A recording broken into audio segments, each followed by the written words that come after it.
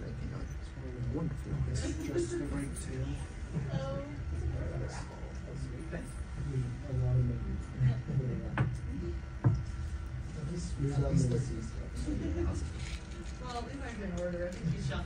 Oh yeah, I shuffled them up. Yeah, no, if I end up calling out a number and two people have the number, you will do a roll-off to decide who gets the die. That seems right appropriate for us. Yeah, right. A little extra fun. All right, we are nearing it. I might just start 30 minutes early, or 30 seconds early. 30 minutes early 30 would be minutes. hard. We'll just give a presentation to an empty room. Hey everyone, welcome to the Hey, All right. Yeah, we'll just start. We'll just start. Hello, everyone. Welcome to. Hi. Hope you all are doing well on this Sunday. Full of energy, right? You still have energy? Yeah. Yeah, good. Give me some of it. I need it. I got enough to give this panel. All right, so it's 2 o'clock on the dot, and we're going to start here. So this is dice making. Dice making 101, creating or crafting your nat 20. Just to give a little start out, if it. Come on, you. Oh, there he goes. There we go. So, we're going to start off here. Who the heck am I? Why am I qualified to tell you about making dice? Well, I am Arcane Owl Dice. You might have seen me in the Artist Alley I was selling on Friday and Saturday. I have been making dice since 2019. This was my COVID project. The world closed and, well, you know, I had my resin and went to town with it. I've been selling professionally and doing commissions since 2020. I've made, God, I don't know how many, several hundred sets of dice at this point, all handmade, and hope you guys make your own. But I have been playing D&D and other TTRPGs for, oh God, how long, what year is it now? 15 years? Since I was in high school? Started with AD&D, if anyone remembers. THACO exists in my nightmares. But yeah, I make everything from the masters, the 3D models, the molds, the dice itself. I do know what I'm doing. I'm also just a massive chemistry nerd. Went to school for it, love chemistry. There's a little bit of chemistry in here, I swear it won't be scary. I'll keep it very calm, but there is some chemistry. And I'm also, if it wasn't obvious, I'm a big bird fan. I like birds. It's on brand. Oh, a big bird. Right?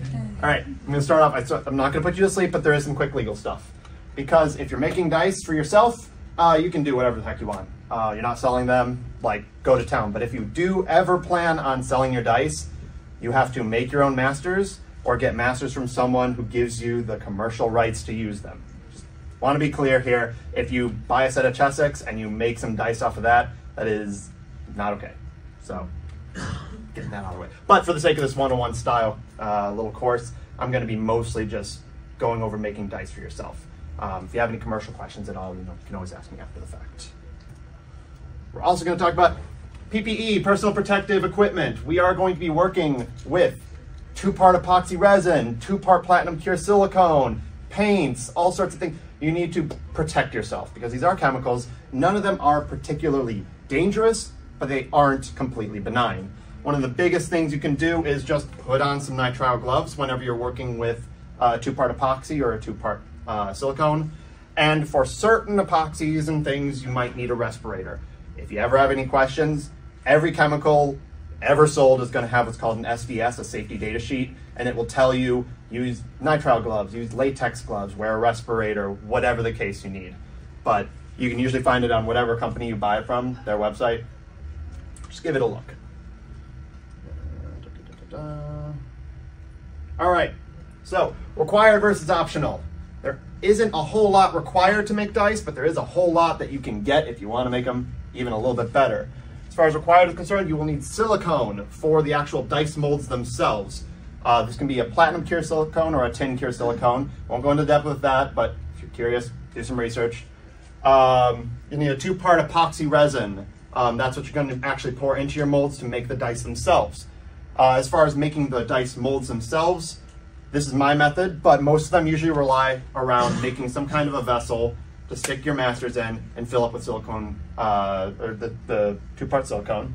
I use a combination of hot glue, disposable cups for stirring everything, disposable stirring sticks for stirring everything, packing tape, and paper tubes. You'll also need acrylic or enamel paint for actually painting the dice, an X-Acto or craft knife for trimming off any extra stuff, petroleum jelly or a release for actually getting your masters out. And then obviously PPE, but we went over that. As far as optional is concerned, you can get even better results with your dice if you use a combination of a pressure pot and a pressure pump, as well as a vacuum chamber and a vacuum pump. They aren't necessary. I'll go over how to make them without any of those tools, but they do help a lot. You also obviously need, or you can use resin dyes, alcohol inks, glitters, micas, mylar, whatever. I've put some really wacky stuff in my dice. If it'll fit in there and it's not wet, you're probably good to go. But those are all optional. You can just make clear dice if you want. So, step one, you need your masters. You need something to make the dice out of. In my case, I do a 3D model on Blender, then print them using a Resin SLA printer. I sand them down, make them look all nice, and then use that as my masters. I do recognize, though, that that is kind of scary and a lot of work. If you're just making them for yourself, you can also just pick your favorite set of dice and cast those. 99 times out of 100, it'll work just fine, and if you're just making them for yourself, doesn't matter. Go to town. Once you have your masters, you're going to make the molds. This is how you copy them. There are two different types of dice mold, by and large. There are spruce style molds and cap style molds. To break it down very simply, a spruce style mold will have a little piece of, I've seen people use toothpicks or little tiny D6s, Legos, just basically something that you can hot glue your master onto, and then you'll stick that, and I'll go over the rest of it later, but you'll stick that onto a piece of tape, fill it up with silicone, and then basically cut it out. Spruce style molds are really good if you don't have a pressure pot, but you can also do just fine without a pressure pot with what's called a cap style mold. That's just going to be the flat side of the die is going to stick right down to your piece of tape. You fill in the silicone around it. So you end up with a full face that is open on your two-part mold. I'll jump into more later. Cap style molds, I think at least, are almost always better, and especially if you have a pressure pot, especially if you have the tools to really get all the bubbles out of your die. I think cap style molds let you get a little more crazy with your designs and a little more flexible. On top of that, you can make individual molds or slab molds. The only difference there is whether you're making an individual mold for each die, or you're sticking all the dice to one big piece of tape, making one giant slab mold, and then running with that. There's really not a huge difference between the two. I prefer the individual styles because they're a little more flexible. You know, if you only want to make like a D6, you know, or something, you just need that one mold. If you're interested in coming in, there might be some space.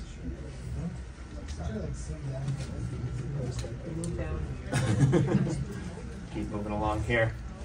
So, for your dice molds, you're going to need a couple of little supplies here. I already kind of went over them, but I'll go over them again. You need packing tape, paper tubes. These can be toilet paper tubes, paper towel tubes, something tube shaped. Doesn't even have to be paper, just make it tube shaped and big enough to get around your dice themselves. You'll need your silicone, whether that's platinum cure or tin cure. All you need to know about that is platinum cure is a little bit more expensive. It'll last a little bit longer, but it's also a little bit finicky. You have to be a little bit careful. Tin cure is cheaper, a little bit weaker, but doesn't really care what you do to it. You'll need hot glue and you'll need mold release. And I really do recommend mold release. A lot of people won't use that, and you can actually damage your molds when you pop the masters out. You'll also need to clean off your dice of any finger oils. Usually just soapy water and like, you know, soft cloth towel, microfiber works just great. But if you have fingerprints and oils on your dice, they will transfer to your molds. So you will end up popping out your you know, nice cast dice in the future, and they'll have those fingerprints basically etched into the die, and you have to sand them down. It's a big pain in the butt. I do recommend, and I don't know if I mentioned it, but I do recommend after cleaning off the dice, do that with a pair of the gloves that you've bought, hopefully. The nitrile gloves, because then you won't get any finger oils on it. Little hack. So making the actual dice themselves. So if you're using a toilet paper, all this is with a toilet paper tube, just for reference. But if you're using a toilet paper tube, just cut the paper tube in half. You want to put down a little piece of packing tape, and then you want to stick your die to the packing tape. Any face up is fine, doesn't matter. You stick it to the packing tape, you put the little toilet paper tube around the die, and then you're going to actually hot glue around the paper tube. This is so that the silicone does not leak out, and this is important. I made the mistake of thinking that tape was just fine, and I opened up my pressure pot to find just a slab of silicone. I went, well, okay, that was a waste. But yes, just a little bit of hot glue around the side, and then you'll mix up your silicone. You want to fill up your paper tube until it is about roughly an inch above the bottom of, or the top of the die. You want to have enough silicone on the bottom so that when you go to push the die out, you don't just punch right through the silicone. I usually recommend about an inch. I'm gonna have a little optional things here. They're not, recommend or not mandatory, but after mixing your silicone, if you have it, a vacuum chamber can get a lot of the air out of the silicone. And then on top of that, if you have a pressure pot, you can get any remaining bubbles to get as small as possible. I usually run my pressure pot at about 30 to 50 psi when I'm actually curing the silicone. But you, regardless, want to pour high and pour slowly. If you pour your silicone nice and high, it'll help pop some of the bigger bubbles, reduce them regardless of whether you pressure or you vacuum chamber them or pressure pot or anything. It's a good move to make. Just a small note that I don't have in here. If you make a set of silicone molds without a vacuum chamber or pressure pot, and then later on you get a pressure pot, don't use the pressure pot for making the dice themselves, or you end up with a bunch of little things on them. If you're gonna use a pressure pot or vacuum chamber, use it for molds and the dice themselves. All right. So after the silicone cures, you're just going to take the tape off. You flip the whole thing over, take the tape off, rip off the paper tube. This is why I usually use paper tube, because you can just rip it right off. And you're gonna have an exposed face. What you're gonna do then is cut some registration keys. And what these are gonna do for you is when you pour your cap, you're gonna have little indents here that'll fit right together, so you can index your caps properly and your numbers don't end up twisted in a weird way. I usually just use an X-Acto knife and just cut out little wedges. You can also stick things to the tape before you even put in any silicone, and then those will be your keys. There's a million different ways to do it. The only thing I would avoid doing is after you pull this off, you might be tempted to try and clean off your face with something like isopropyl alcohol or acetone. Just be careful with some of those stuff. Depending on the material your masters are made of, they can actually etch the surface of the die. So I usually just take a microfiber towel, dry, get any of the tape residue off if I need to. Moving on to the next one. So you'll trim any bit of silicone that managed to slip its way underneath the die and between the tape and the die. You trim that off, if any of it got in there, cut your keys, then you'll actually wrap the outside with packing tape. You'll create basically a cylinder above your bottom mold piece.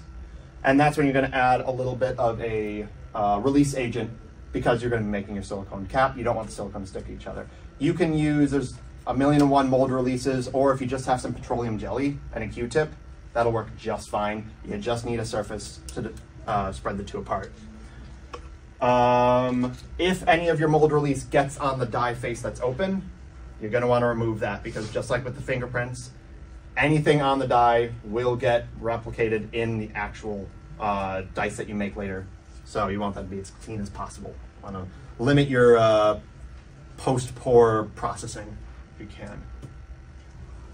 All right, so now we're gonna mix up even more silicone because we're making the caps. You just pour it in, similar to before. Use a pressure pot if you have it, vacuum chamber beforehand if you want to get rid of the bubbles. And you'll wait until it's cured. Once it's cured, you're going to separate the two, and you do want to be prompt with it to make sure that the silicone doesn't bond, the silicone cap doesn't bond to the silicone bottom. You'll peel it apart. Sometimes you'll get a little bit of bridging around the edge of the die face. That's when you can just get in there with an X-Acto knife and just trim away any excess. And your molds are ready. They're ready to use. So we're gonna move on to the actual casting of dice, the fun part. And as a side note, if you want to skip the whole making molds thing, there are a lot of places now.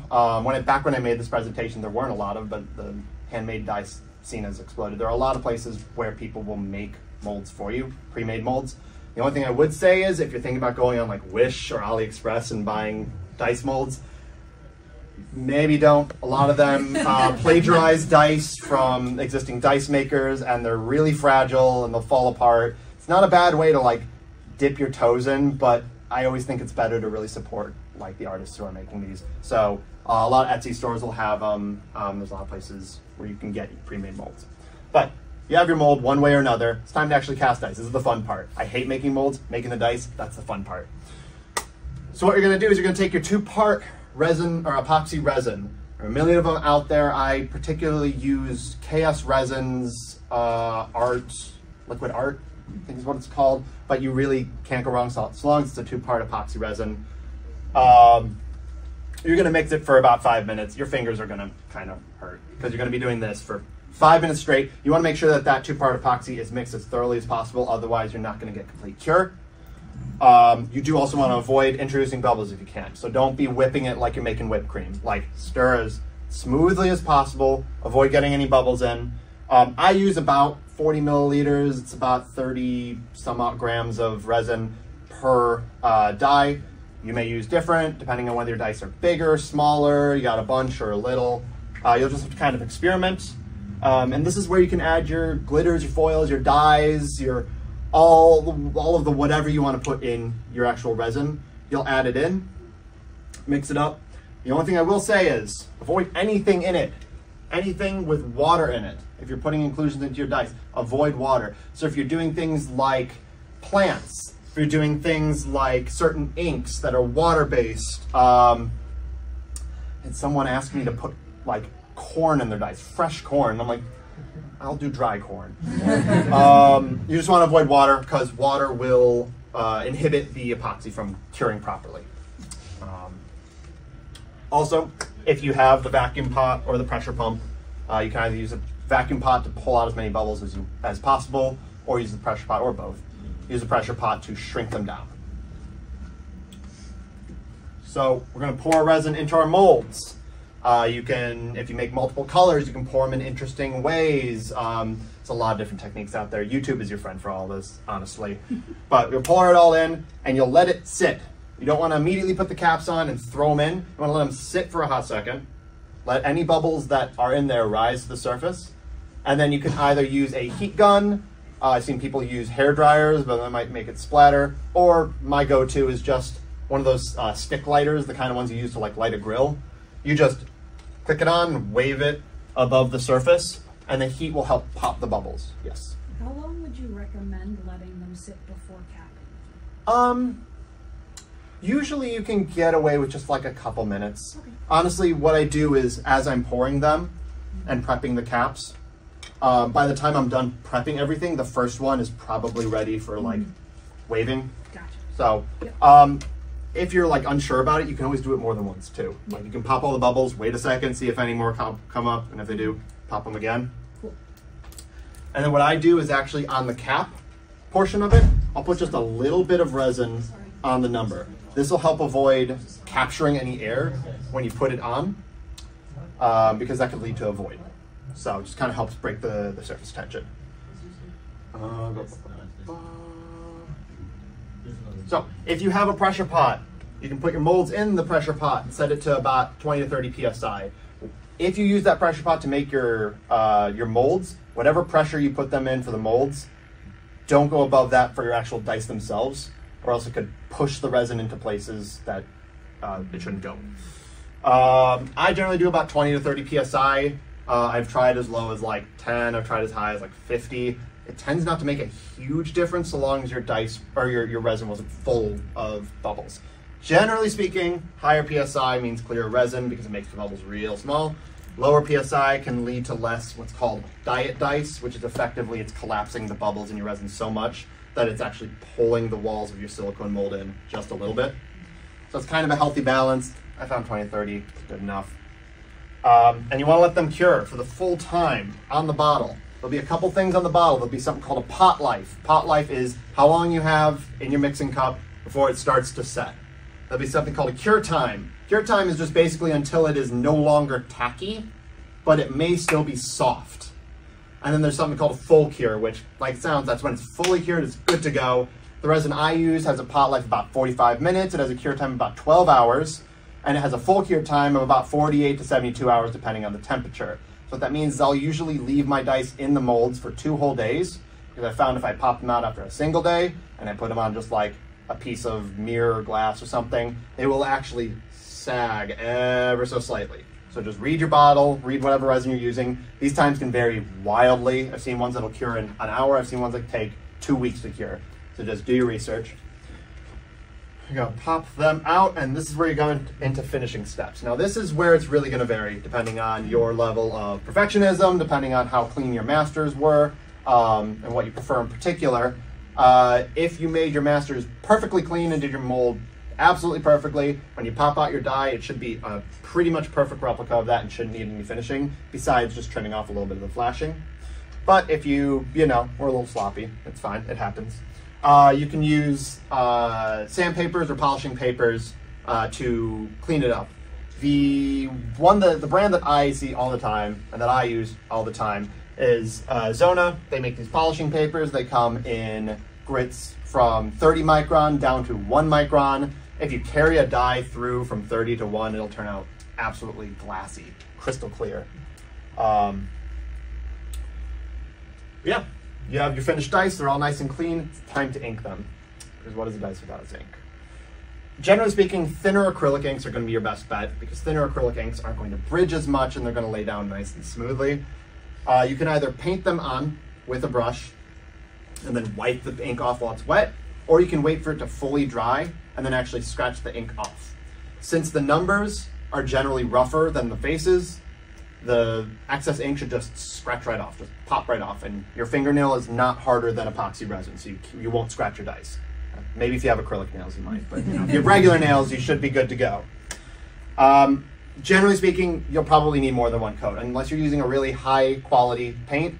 For any like model painters in here, like those high quality model paints, those are really good. You might only need 1 coat, but if you're using cheap stuff, you might need more than 1. Just keep painting until it's at the finish that you want. Other methods that you can do, you can use an airbrush. You can use ink pens, paint pens. I've seen people use enamel paint. I've seen people use nail polish to actually really good effects. Just know that with some enamel paints, it's really hard to scratch them off after the fact. Those ones you're going to want to wipe off before they dry. And you're pretty much done at that point. You've got your dice. They're pretty. You can impress all your friends and make them jealous, and then they ask you to make them dice, and you end up being the dice maker for your entire friend group. And honestly, it's a good thing. No, it's a good thing. But yeah, you're all done. Enjoy those dice. Show them to all your friends. Brag about them. Yeah. Woo! And please, if you make dice, like, shoot me a picture. I want to see what everyone makes. I love seeing. I follow a million different dice makers on Instagram and Twitter and stuff, and I'm just like, ooh, I'm getting ideas from this, and like, it's just so much fun. Yes. Okay, so I have some questions because do you have any other tips for dealing with bubbles when you don't have a pressure cooker? Yes, I actually realizing I forgot to mention, if you don't have a pressure pot, a very good way to avoid bubbles. It's a 2-part process. First one, take your epoxy resins. They're your 2 parts. Put them in a warm water bath before you even start working with them. That'll warm up the resin, makes it a lot more fluid, and when you're stirring it, it's more likely to release the bubbles. You can even put the mixed epoxy in a warm water bath. The only thing about that is you warm up the 2-part epoxy, it's going to start curing faster. So just be aware that your pot life is going to shorten with that. Another method I've seen, which I haven't used, but I've heard it works, so take it with a grain of salt, is to, once you put your epoxy resin in your molds, take the molds and actually put them in a refrigerator. It slows down the cure time and lets the bubbles release. This is better for sprue molds specifically. Also, a little weird hack you want to call is if you use like lots of inclusions, sometimes they'll catch any bubbles and prevent them from rising to the surface and ruining your finish. Yeah, does that help? Yeah, thank you. Cool. All right, little tips and tricks. If you end up with voids in your final dice, nothing is stopping you from adding more resin. So let's say you have a cap style mold, you pull off your cap, you find a big old chunk, a big old bubble that happened, with a big old void in your dice. Crap, I can't use these. No. All you need to do is fill them up with epoxy resin, put them back in, allow the cure time. The only thing I will say with that is, I would highly recommend you take a little piece of sandpaper or something, just rough up the surface of the void as best you can so that the epoxy resin will bond properly. It'll just help a little bit, prevent it from chipping in the future. If you get resin on anything, clothes, hair, that happened to me more than once. It's not fun. Isopropyl alcohol actually dissolves 2-part epoxy resin while it's liquid. Your hair probably won't like it, but it's better than having chunks of plastic in your hair. I mentioned it before, but many thinner coats works better than one big one for inking. No matter what ink you're using, if you try to glob it all on as fast as possible, you can end up with a really wacky looking finish. So just thin coats and multiple.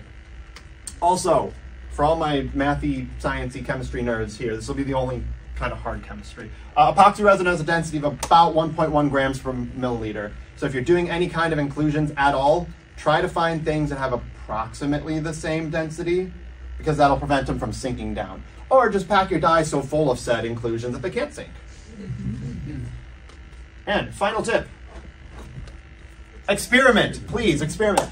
The best part about dice making as a whole, and the reason it's captured me for like 5 years now, is you cannot run out of things to do with your dice. You cannot run out of things to put in there, things to try. I've tried many different methods, mold styles. I've put tons of crap that my friends have left at my house into said dice. It's really so much fun. There is no right way to make dice, and there is no right style to follow. You'll see stuff on like Dice Instagram where people will try, oh, we're doing, stained glass dice or dirty pour or whatever, and that's kind of the it of the month. But like, just follow your heart, whatever you want to do. Like, experiment, get crazy with it, and when in doubt, just make sure whatever you're putting in there is dry. I really can't say that enough. It will ruin your resin if it's wet. Does that mean I can put the Iranian yellow tape in my pantry? That's a question for the EPA. Do you have NRC approval for that?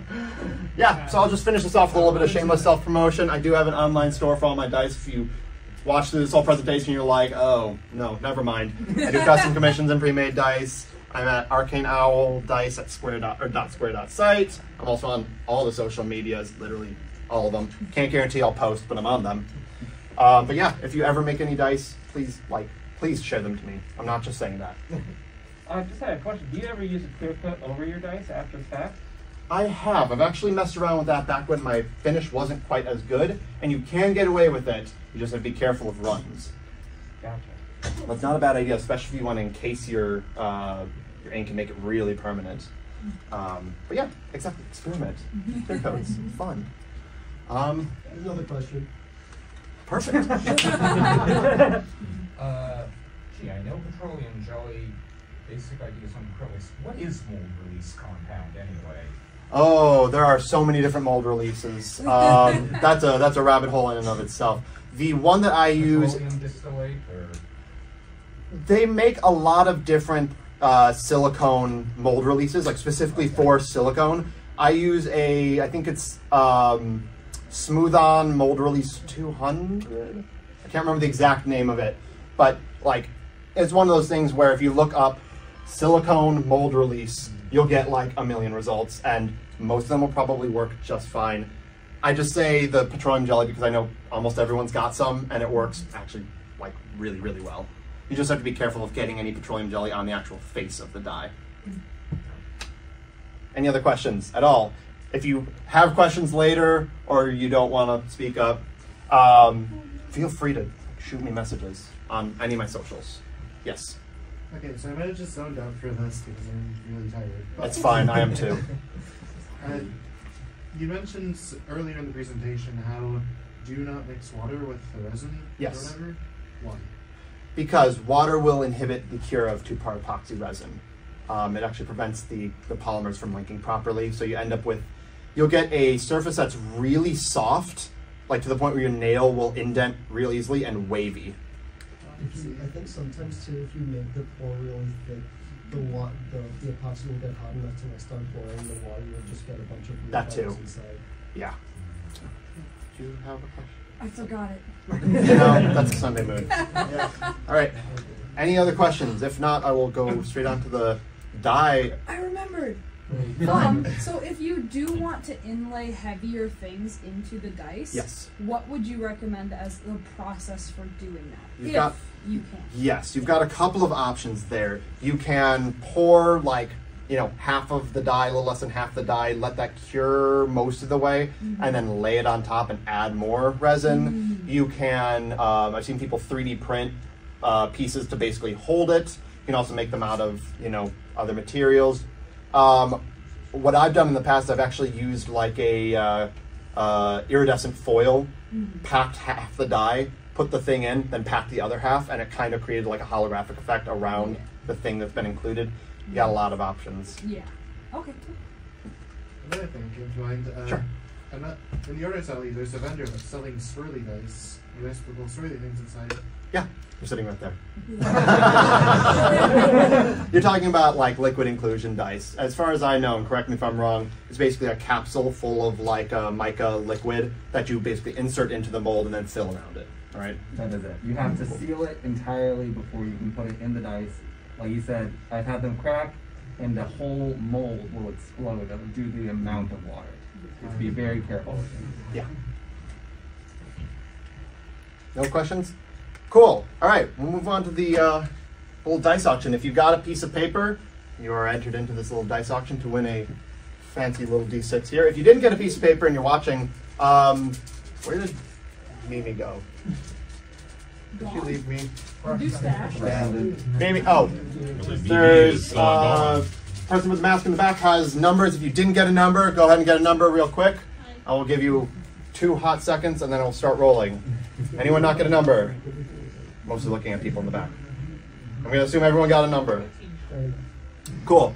All right, that number corresponds to a number on this wonderful big D20 that is definitely not full of king cake babies. If I roll the number, you win. If there are more than one of you, you will do a roll off. So let's do our roll, and you may move your phone. You don't want to. It is a big chunker. And we'll roll, and 11. Yes! 11?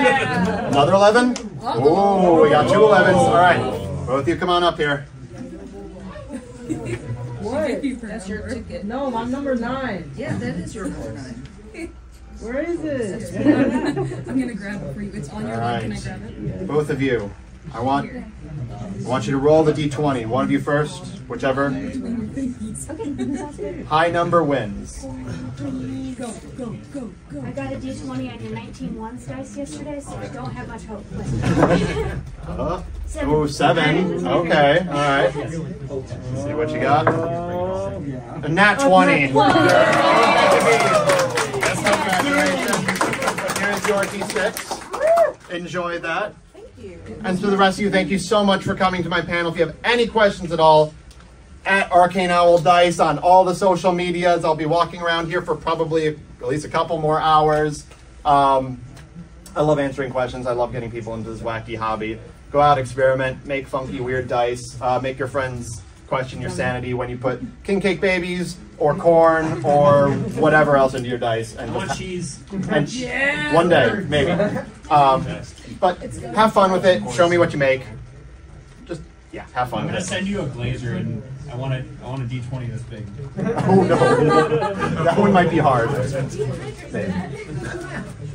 Thank you, everyone. I'm looking at your baby guy. Hello. Go ahead. Yes. Oh, you're so cute.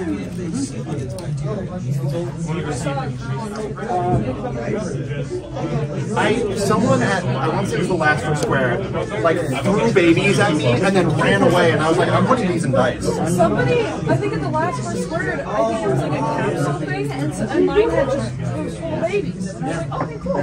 He's like, all right. You don't want those stickers. Sure, if you don't want them. Silver Gatoman, he bought me a coffee. Silver Gatoman, here is the song for thee. He likes to video all the panels at the cons. You should go and watch them whether they are short or long. Silver Gatoman, you video that's not a jibe. All of you go to his YouTube channel and like and subscribe.